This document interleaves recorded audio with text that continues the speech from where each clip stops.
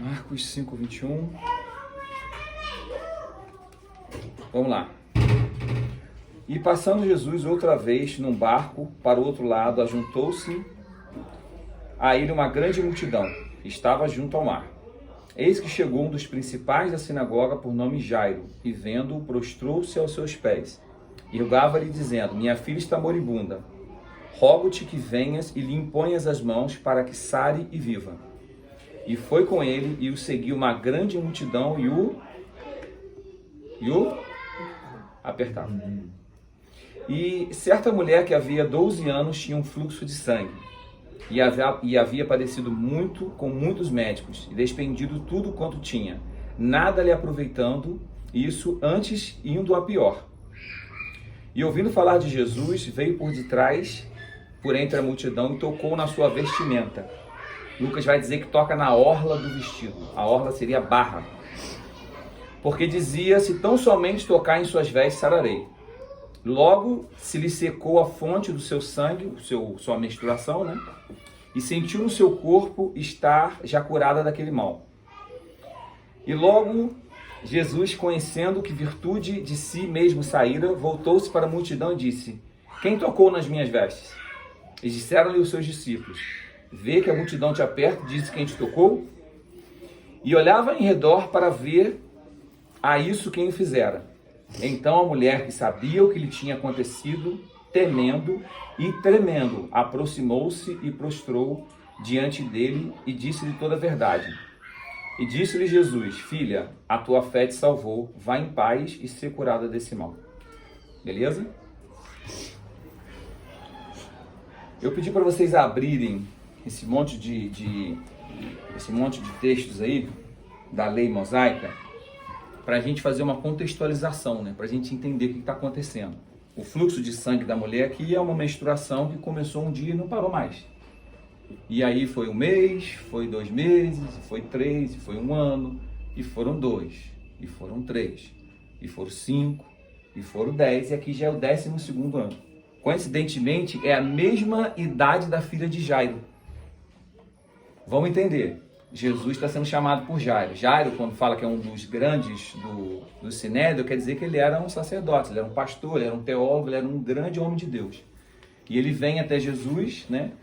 Que é mais ou menos assim quando eles procuravam Jesus, né? No momento de necessidade. Nicodemos estava lá aflito e vai procurar Jesus de noite, e agora vem Jairo, humilde, manso, aos pés de Jesus, fala: ó, cura minha filha, que ela só tem 12 anos e ela está morrendo. E no meio do caminho, Jairo aflito, né? A multidão toda empurrando Jesus. Pense no cenário, pense na confusão.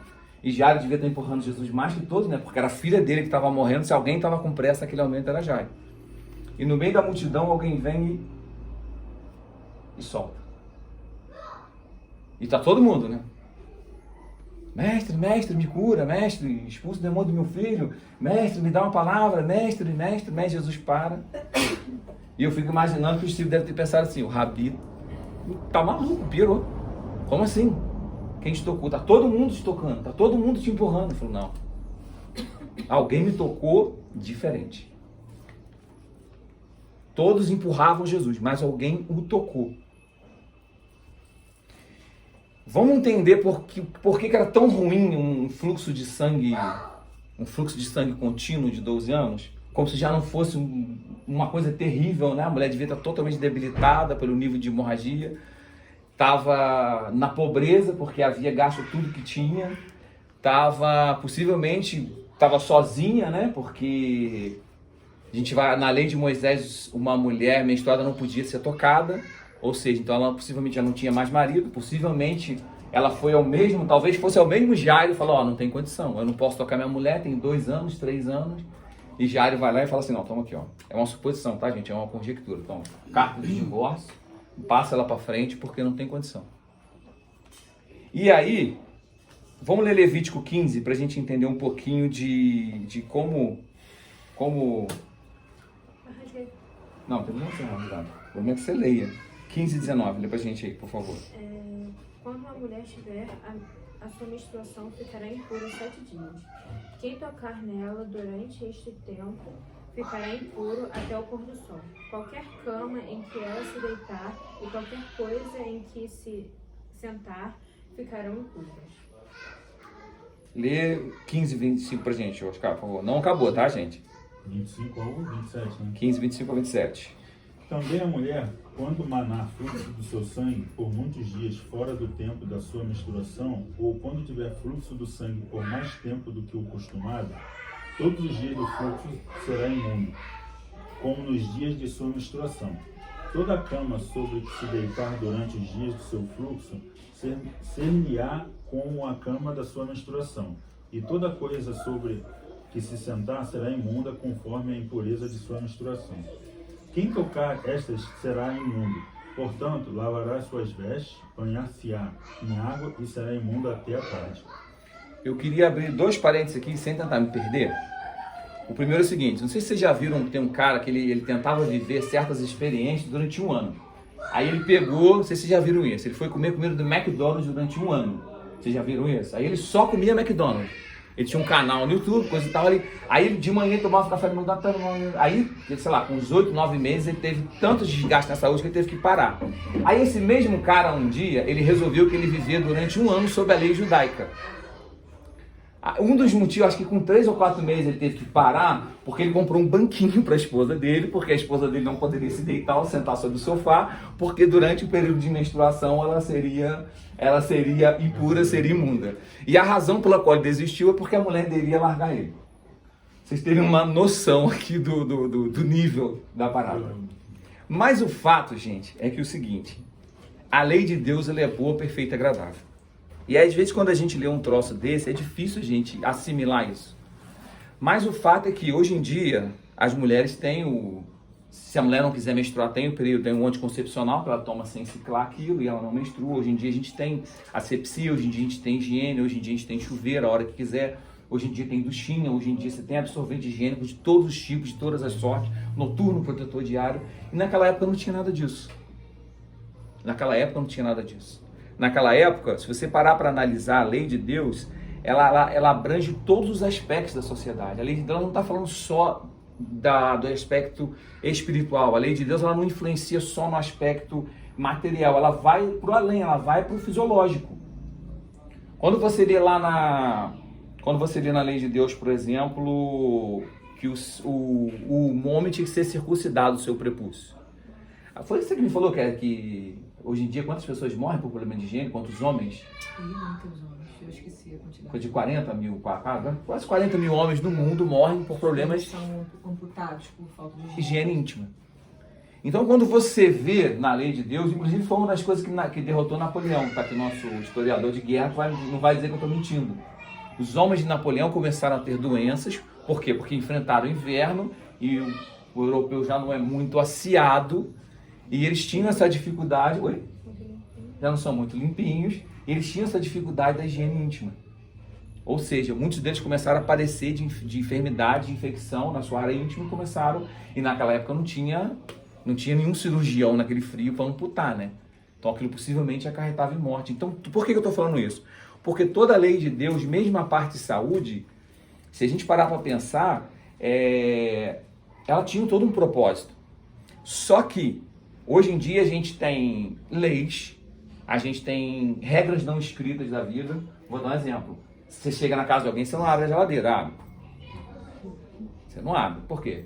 Não tem nenhuma lei que diz que você vai ser preso se você abrir a geladeira de alguém. Mas existe uma norma não escrita de educação que diz que você não pode chegar na casa dos outros abrindo etiqueta. Tem pessoas que é amigo há mais de 10 anos que não abrem até hoje, mesmo que você mande. Mas, enfim... Eu tive aula de etiqueta. Mas, enfim... Então, assim, a gente hoje está sobre diversos códigos, né? A gente tem lei, a gente tem moral. Moral é diferente de lei. A gente tem ética, a gente tem etiqueta. Então, a gente tem uma série de comportamentos que são vigentes, que vão ensinando para a gente como a gente se comportar. Mas, na época, lá, era tudo uma coisa só. Na época, quando Deus dá para o povo, a lei era cerimonial, a lei era moral, a lei era de saúde, a lei era espiritual. Toda a lei ela tinha um propósito. Toda a lei, a lei procurava cercar todos os âmbitos da vida. Então, quando uma mulher passava por essa situação, não era simplesmente uma condição de saúde, era uma condição social. Por quê? Porque a mulher, ela não poderia ser tocada, ela não poderia ter nenhum tipo de relação. E uma mulher com 12 anos, teoricamente, ninguém a tocava. Ou seja, teoricamente, ela não poderia fazer o que uma mulher naquela época foi desenhada para fazer. E era só isso. A mulher daquela época era para poder engravidar, para quê? Para aumentar a prole, para ter mais trabalhadores, aquela conversa toda, né? Aquela conversa do feudo. Você tinha muitos filhos, homens, Dudu estava bem, eu estava ferrado. Você tinha muitos filhos homens para quê? Para poder trabalhar. Então a função da mulher é essa. Então, além dela ter um problema de saúde, ela tinha um problema social. Porque provavelmente ela não tinha mais um esposo. Ou seja, ela não tinha uma posição social. E mais que provavelmente ela não tinha filhos. Para quê? Porque os filhos eram o sustento dos pais. Então ela tinha um problema financeiro. Ela não tinha quem a sustentasse. Possivelmente ela tinha os seus recursos e o evangelista diz que ela gastou todos os seus recursos com médicos. Eu devia ter até uma anemia, né? Porque pela quantidade de sangue. Possivelmente ela já estava em vias de morrer, né? Dado tanto tempo da doença que ela tinha. E legal, por que a gente leu isso tudo? Para a gente poder entender o seguinte, que aquela mulher não tinha nada. E ela também não tinha nada a perder. E por que ela não vai orar pedindo a Jesus para tocá-la? Porque nenhum homem poderia tocá-la. Porque ela era impura. Então ela vem por trás de Jesus e o toca. Por quê? Queria abrir um outro parêntese. Porque todos os recursos dela tinham sido exauridos. Porque tudo que ela poderia ter feito em prol dela mesma não foi suficiente para tirá-la daquela situação.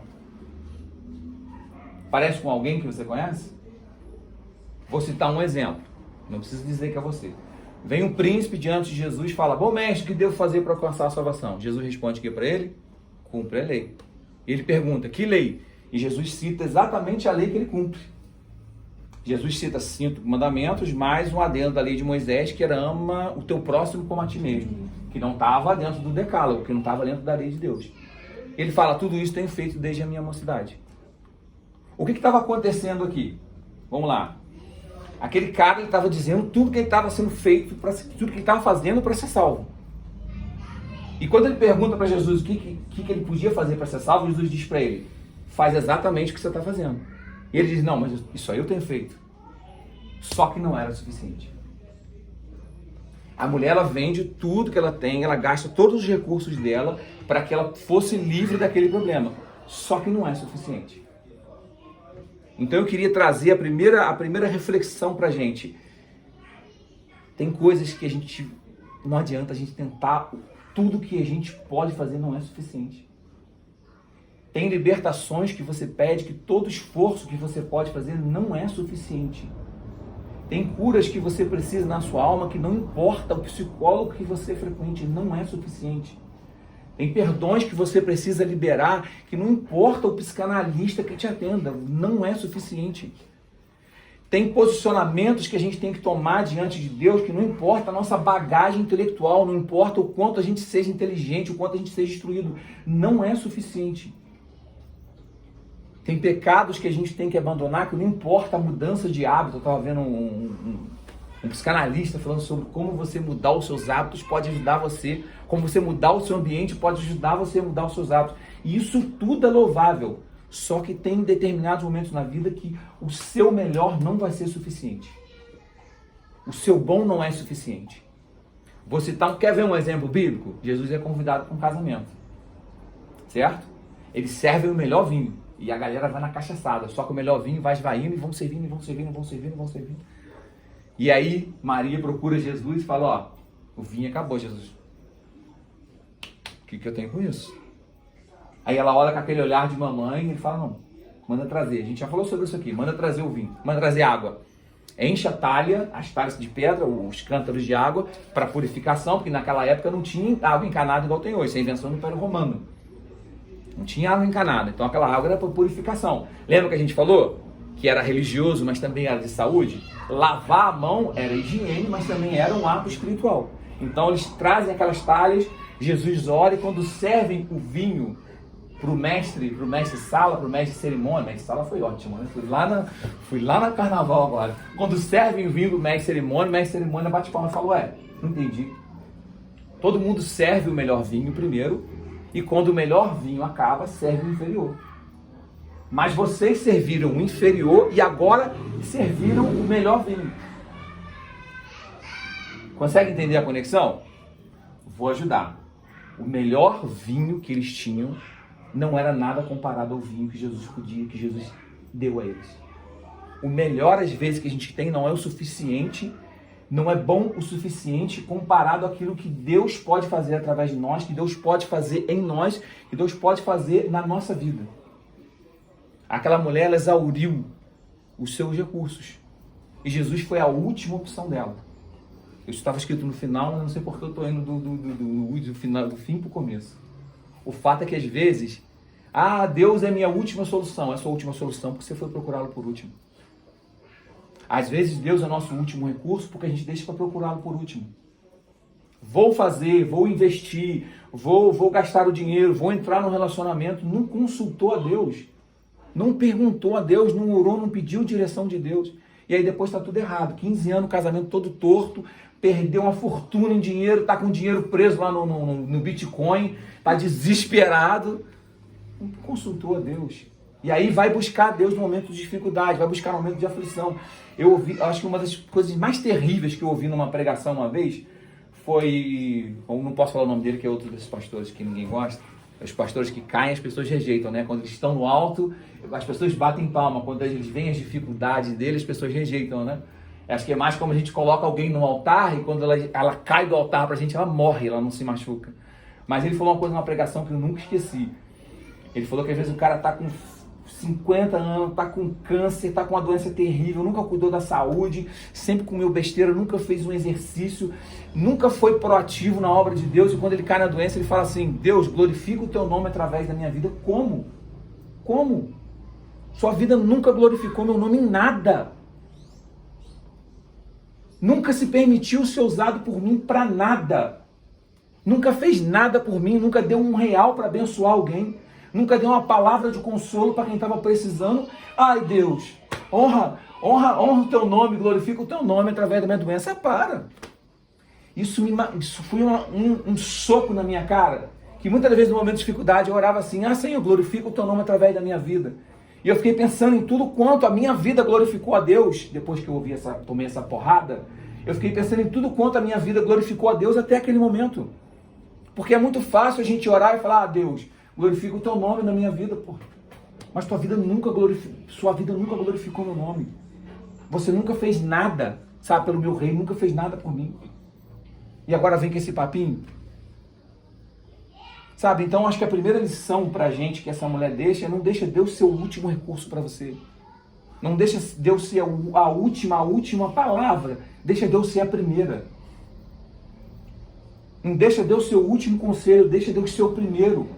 Não deixa Deus ser o último a quem você vai perguntar, faz com que ele seja o primeiro.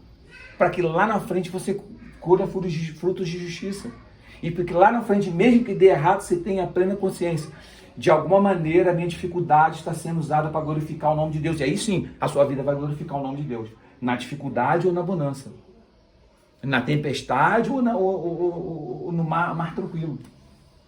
Então acho que a primeira lição que a moça nos ensina aqui, apesar de eu entender que a situação dela é diferente da nossa, né? Ela ouviu falar de Jesus, por isso ela foi até Jesus, mas não deixa Deus ser o seu último recurso. Vamos entender um pouquinho da orla. Quem leu Números aí? Pegou Números? Lê pra gente, por favor. Lê esse, Números 15, 38 e 39. O aplicativo esse dia ali. Foi? Eu vou ler aqui então, Gleice, eu tenho aqui. Números 15, 38 e 39. Pois desprezou a palavra do Senhor e anulou o seu mandamento. Números 15, 38 e 39. 38, entendi. Você fala 31. Não. Fala aos filhos de Israel e diz-lhes que nas bordas das suas vestes façam franjas pelas suas gerações, e nas franjas das bordas porão um cordão azul. E nas franjas vos estará para que o vejais, e vos lembreis de todos os mandamentos do Senhor, e os façais, Não seguireis após o vosso coração, nem após os vossos olhos, após os quais andais adulterando. Jóia. Vamos entender aí. Os vestidos que eles usavam, principalmente os homens de Deus, tinham franjas. E nas franjas tinham mandamentos, chamados orlas. Só que essa palavra orla, que é uso em número 15, é a palavra do hebraico, é kanaf, que ela tem um significado de asa. Então, toda vez que um judeu ouvir asa, ele vai entender asa ou ele vai entender orla ou borda. Tipo quando você chupa uma manga, ou a manga da camisa, ou a manga fruta. Mais ou menos assim. Então, lê pra gente aí Malaquias 4:2, por gentileza. Quem ficou? Mas para vós, os que temeis o meu nome, nascerá o sol da justiça, trazendo puras nas suas asas. Nas suas o quê? Nas suas asas. Nas suas? Asas. Toca o barco. E vós saireis e saltareis como bezerros da estrebaria. Olha que troço fantástico. Alguém pegou Mateus 14? Não, eu peguei 36. Que são 14, 36. Mateus, você não pegou 36, Mateus vai até 28, né? 28, 32. 14, 36. Pedindo que deixasse que os doentes pelo menos trocassem na barra da sua roupa, e todos os que tocavam nela ficavam curados. Que troço interessante. O judeu conhecia a lei. O judeu era instruído. As crianças lá, eles aprendiam a ler através da Bíblia que eles tinham. Oi? Não, a Torá. Torá. O Corão você acabou de casar com um homem de 65 anos. Se fosse com o Corão. Se bem que você está bem velha já, tá? Para um homem de 65 anos, você está bem velho. Então, eles eram educados com a Torá. Então, assim, eles conheciam a lei. Eles conheciam os profetas. E isso aqui era uma passagem conhecida. Nós cristãos, a única coisa que a gente conhece de Malaquias é trazer dízimos à casa dos tesouros, né? Para que haja mantimento na minha casa. Mas o fato é que o judeu conhecia isso aqui também. E quando eles vêm surgindo ao longe, alguém que era esperança do Messias, Malaquias dizia o quê? Que debaixo das suas asas, ou na sua orla, jazia ou haveria cura. E aí, Marcos 5, 27 diz que, ouvindo falar de Jesus, veio de trás da multidão e tocou na sua vestimenta. Ou seja, ela toca na orla do vestido, ela toca ali acho que Mateus ou Lucas, eles vão usar essa palavra orla. Mas uma coisa interessante é o seguinte, que ela tinha medo. Quando ela toca em Jesus, ela tem medo. E o mais maravilhoso é que é o seguinte, que ela toca e ela vai embora. Ela conseguiu o que ela queria e ela vai embora. Diferente do cego, né? Marcos 5, Marcos 5, que a gente está lendo. 5, 27. Lucas fala, ó, joia. Então, você vê que ela recebe e ela vai embora. Ela não volta para agradecer, ela não é aquele um leproso, ela vai embora. E por que ela vai embora? Por que ela vai embora, Dudu? Por conta da fé dela? Ela está com medo. Medo? Ela está com medo. Vamos continuar a leitura do livro de Marcos de novo? Faz sentido. E logo lhe secou a fonte do seu sangue e sentiu no seu corpo já está curado daquele mal.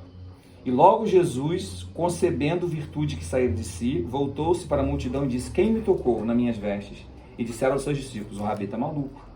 Vê que a multidão te aperta, todo mundo te empurrando, como é que você diz quem te tocou? E disseram, e olhava ao redor para ver quem o fizera. Acompanha o 33 comigo. Então a mulher, que sabia o que lhe tinha acontecido, tremendo e temendo, aproximou-se e prostrou-se diante dele. Agora eu entendi por que ela estava tremendo. Entendeu o porquê do medo? Entendeu o porquê do medo?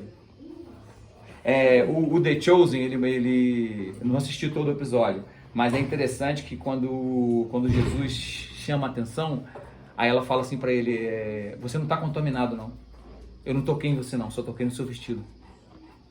Tamanho era o peso, tamanho era o temor que a pessoa tinha da lei.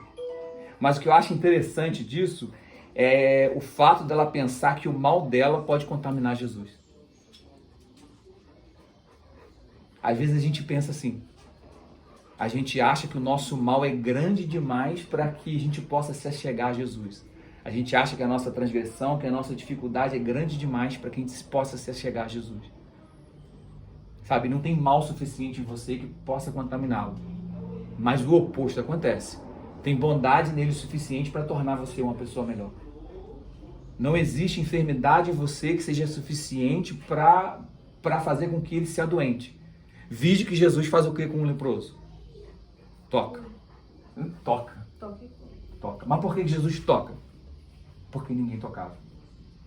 Jesus toca por quê? Porque a lei dizia, você já ouviu essa história? Que ele tem que botar um manto, ele bota um sino no pescoço. E toda vez que alguém se aproxima, ele sacode o sino e fala, eu sou imundo.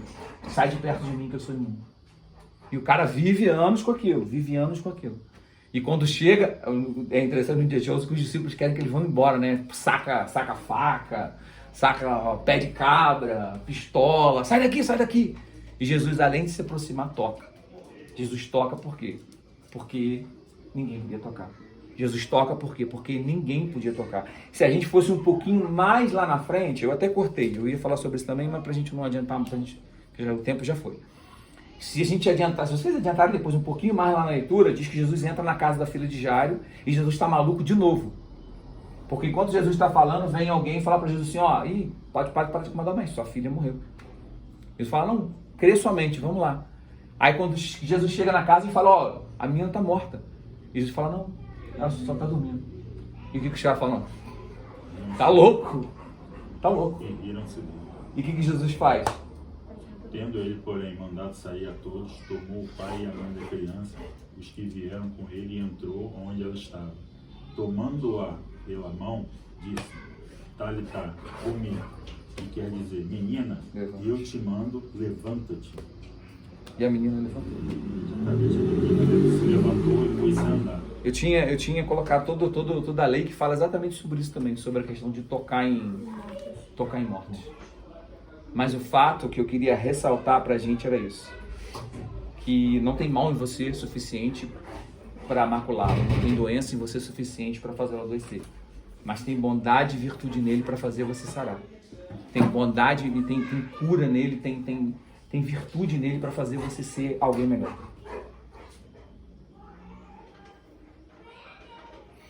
Jesus nos cura e nos liberta e nos salva quando nossos recursos acabam, porque sempre deixamos para buscar por último. O que eu queria, para finalizar, ressaltar aqui, porque a gente tem falado muito, sobre... A gente tem visto muito o Evangelho sob uma ótica natural, isso é muito bom. Isso é muito bom. A gente poder entender o que é rito religioso, o que a gente está deixando de... O que a gente está vivendo de religiosidade na nossa vida e sabe o quanto que isso às vezes faz mal pra gente. Isso é importante. É importante a gente entender o Evangelho, como a gente falava antigamente, sobre o chão da vida, como ele deve ser vivido, como ele deve ser entendido.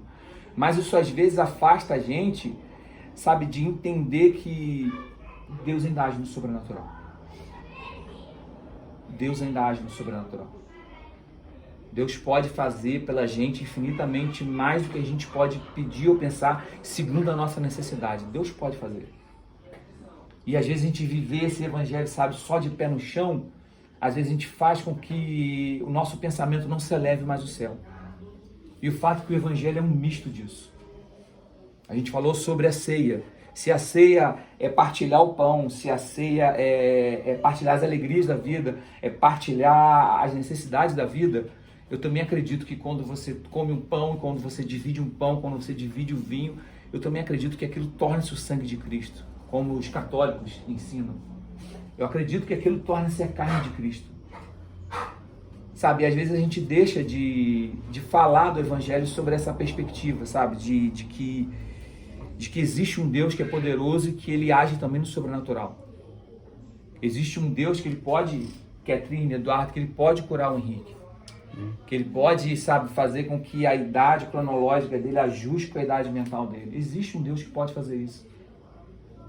Sabe, existe um Deus que pode curar a sua mãe, Paloma. Existe um Deus que pode curar a depressão da sua mãe. Existe um Deus. Existe um Deus que pode suprir, que vai guardar o Lucas em nome de Jesus onde quer que ele esteja. Existe um Deus que supra as nossas necessidades, segundo a boa vontade dele. Sabe, às vezes a gente vira só um clubinho, a gente esquece de buscar o sobrenatural de Deus, a gente fica, sabe, introjetado no estudo, na nossa intelectualidade, na nossa sociabilidade, a gente acha que é só isso, e não é. Tem para além disso. Deus tem para além disso para nossa vida. Deus tem para mais do que isso para nossa vida. Deus quer fazer a gente experimentar o sobrenatural na nossa vida. E às vezes a gente só quer viver o sobrenatural. Às vezes a gente só quer buscar a Deus, às vezes a gente só quer buscar as soluções da vida segundo as nossas capacidades, segundo o que a gente acha que a gente pode, que a gente acha que a gente sabe. E Deus está convidando a gente para viver uma esfera diferente. Deus está convidando a gente nessa noite para viver numa esfera sobrenatural. Deus está convidando a gente para entender que o Evangelho não é só sobre o chão da vida. O Evangelho também é com a cabeça nas nuvens. Também é sonhando com a vinda de Cristo, com o que há de vir, porque isso aqui é passageiro. É passageiro. Sabe? Então se permita ser ministrado nesse sentido. Sabe, de que Cristo é o poder de Deus para solucionar as nossas dificuldades, para solucionar as nossas necessidades. Eu jamais vou fazer, se eu fizer aqui você pode me repreender, jamais vou tentar ensinar aqui na minha vez de falar que Deus vem para satisfazer os teus desejos, não vem. Deus vem para satisfazer as suas carências, não vem. Deus vem para te fazer feliz, não vem. Não vem. Mas Deus é poderoso para satisfazer as suas necessidades. Queria finalizar com o profeta Mowgli, o menino lobo. Não sei quem lembra. Do necessário, somente o necessário. O extraordinário é demais. O necessário Deus vai fazer na sua vida. Amém? Mas nunca se esqueça. Faz com que a sua vida glorifique a Deus. Para que você não precise chegar ao extremo. Que Deus possa falar infinitamente para o seu coração. O bode confabulou que acabou. Que está na hora de encerrar. Vamos fazer mais uma oração. Tá? Vamos levantar um